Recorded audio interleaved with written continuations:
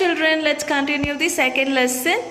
We have stopped for scavengers there. Now we'll be continuing the lesson. Many rodents, mice, rats are able to eat almost anything. Rodents ಅಂದರೆ rats ಗೊತ್ತು ನಿಮಗೆ. So ಬಾಗಿಲು ಕೂಡ ಕಡ್ದು ಹಾಕ್ಬಿಡುತ್ತೆ rats.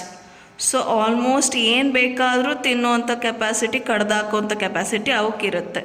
So they have very sharp incisors to nibble and molars for gnawing ಅಂದರೆ ಜಗಿಯೋದು.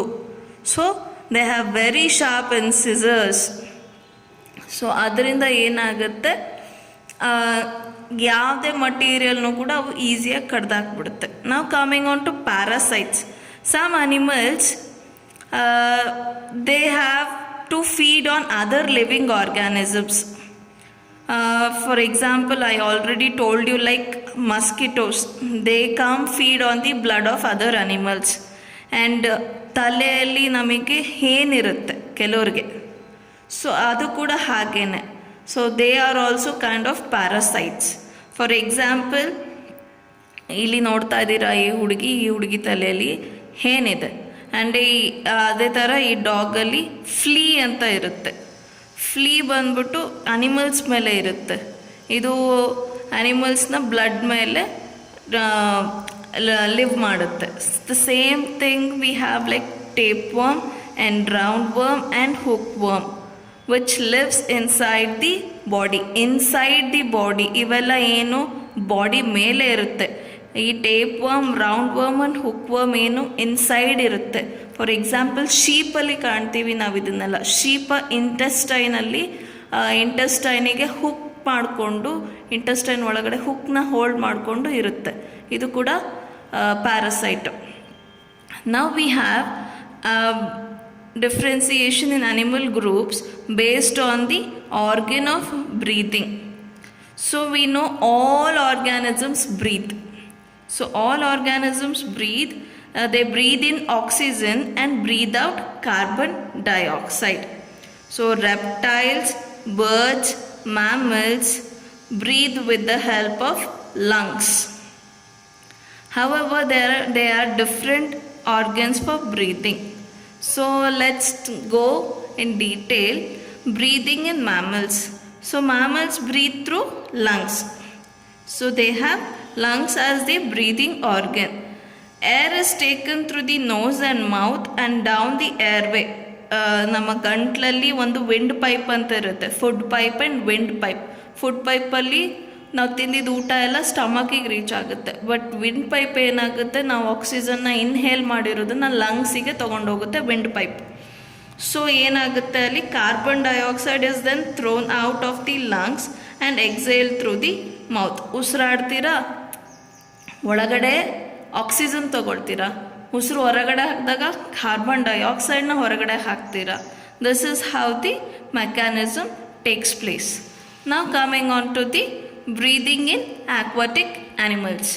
So oxygen ಬೇಕೇ ಬೇಕು, ಯಾವುದಕ್ಕಾದರೂ ಆಕ್ಸಿಜನ್ ಬೇಕೇ ಬೇಕು. ಸೊ ಇಲ್ಲಿ ಆಕ್ವಾಟಿಕ್ ಅನಿಮಲ್ಸಲ್ಲಿ ಏನಿರ್ತವೆ, ಗಿಲ್ಸ್ ಇರ್ತವೆ.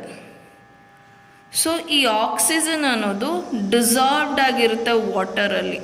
ಸೊ ಈ ಫಿಶಸ್ ಏನು ಮಾಡ್ತವೆ, ಮೌತ್ ಒಳಗಡೆ ನೀರು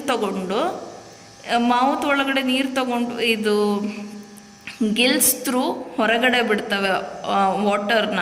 ಸೊ ಈ ಮೌತಿಂದ ನೀರು ತಗೊಂಡೋಗಿ ಹೊರಗಡೆ ಬಿಡಬೇಕಾದ್ರೆ ಡಿಸಾಲ್ವ್ಡ್ ಆಕ್ಸಿಜನ್ನು ಬ್ಲಡ್ ಸ್ಟ್ರೀಮಲ್ಲಿ ಡಿಫ್ಯೂಸ್ ಆಗುತ್ತೆ. So this is how they breathe. And ಇಲ್ಲಿ we have some exceptions in aquatic animals.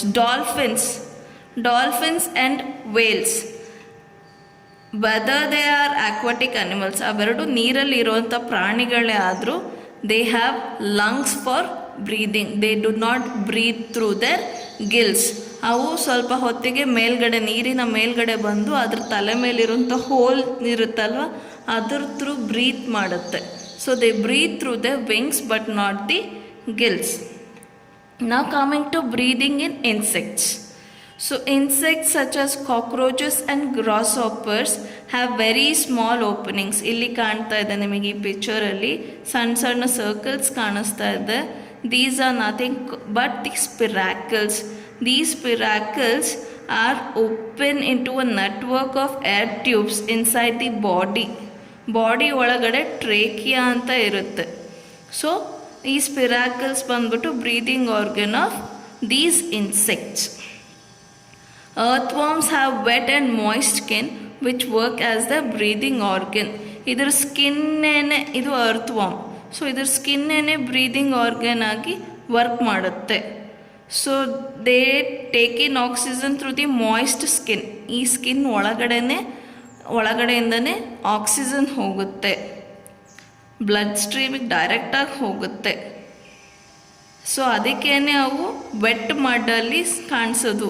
ನಾವೀಗ ನಾರ್ಮಲಿ ಅರ್ತ್ ವಾರ್ಮ್ಸ್ ಕಾಣಿಸೋದು ಮಳೆಗಾಲದಲ್ಲಿ, ಎರೆಹುಳ ಅಂತ ಕರಿತೀವಿ. ಸೊ ನೆಕ್ಸ್ಟ್ ಬಂದ್ಬಿಟ್ಟು frogs and toads. They live on land as well as in water. They breathe through skin. Frogs breathe through their skin when in water and through their lungs when on land. So ನೀರು ಒಳಗಡೆ ಇದ್ದಾಗ skin ಮುಖಾಂತರ breathe ಮಾಡ್ತವೆ, ನೆಲದ ಮೇಲೆ ಬಂದಾಗ lungs ಮುಖಾಂತರ breathe ಮಾಡ್ತವೆ. This is how the breathe in oxygen. So movement in animals. Movement in animals is also called as locomotion. ನಾವು ಓಡಾಡೋದನ್ನು ನಾವು ಲೋಕೋಮೋಷನ್ ಅಂತ ಕರಿತೀವಿ. Animals move from place to place for various reason.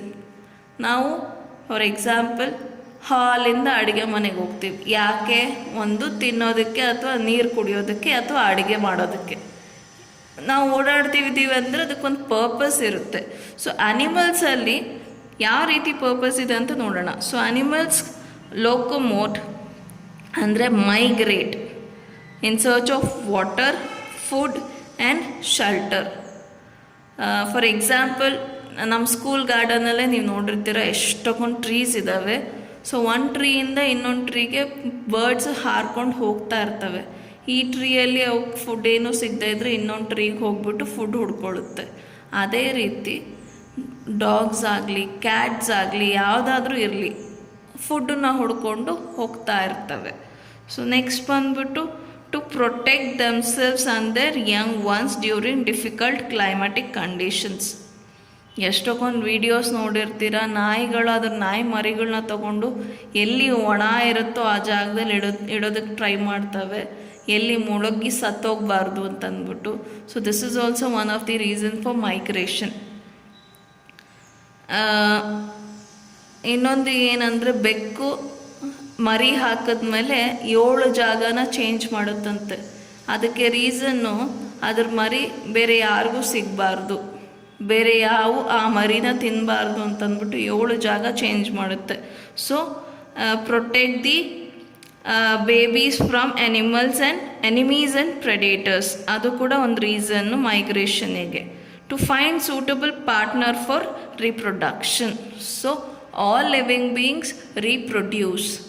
So ಸಂಗಾತಿ ಬೇಕೇ ಬೇಕು ಎಲ್ಲ ಲಿವಿಂಗ್ ಅನಿಮಲ್ಸಿಗೂ. ಸೊ ಅದಕ್ಕೂ ಕೂಡ ಮೈಗ್ರೇಟ್ ಮಾಡ್ತವೆ. So I hope you understand until here.